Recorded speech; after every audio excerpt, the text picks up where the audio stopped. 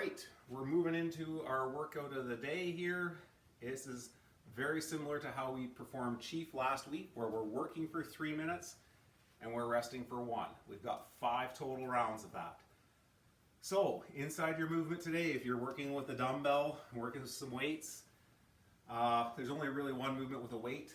This is still a very kind of a gymnastic-y workout because of the 3 movements we've got today. With that, we've got 30 sit-ups. We would move into 15 goblet squats. Sorry about the taters yesterday. The goblet squats might not feel quite so pleasant today. Anyways, we move out of our 30 sit-ups to our 15 goblet squats, and then we would move into handstand push-ups or elevated knees, or what I would call like a box handstand push-up. So we'll go through those movements and those movement standards, and then we'll get you ready to go work out. As we move through these rounds, you would do your 30 sit-ups, your 15 goblet squats.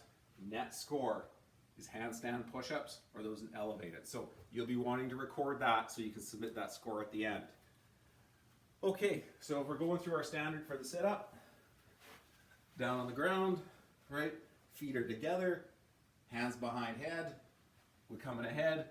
That shoulder is always making it to that hip crease every time, and we're coming through. Tapping those toes or the floor in front to make sure we get to that full range of motion. After that, after you've done your 30, you will immediately move into goblet squats. Goblet squats.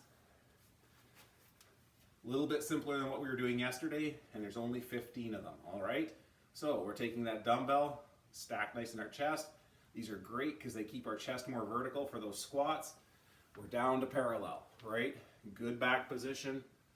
Okay, from the side, we've got that dumbbell here in that goblet position, and we're getting to our depth, right?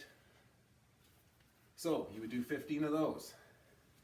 The minute you were done those 15, it is transition time, all right?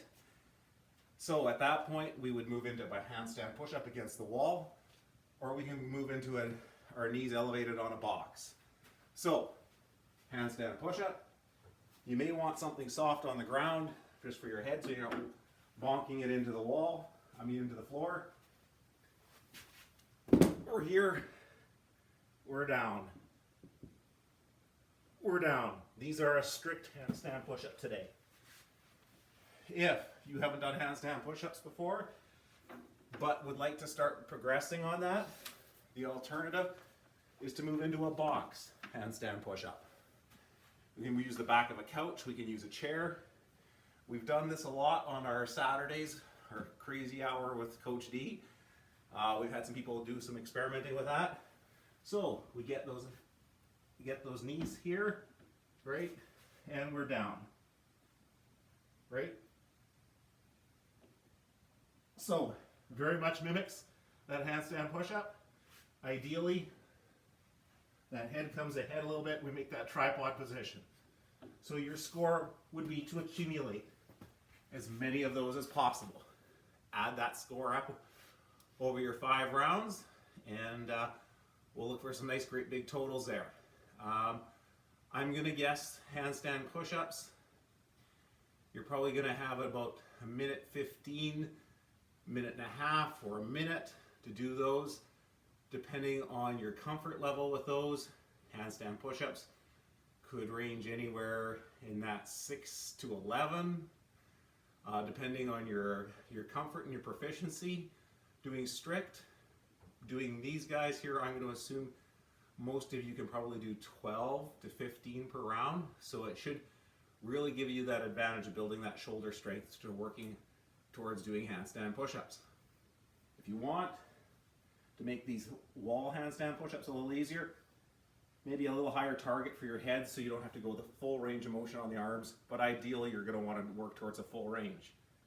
And I know if you're a closet handstand push-up person, post a video tomorrow. Be proud of what you can do. And let's see those sweaty, smiley selfies. And while you're working out, it takes a lot less muscles to smile than it does to frown. Have fun with that one, guys.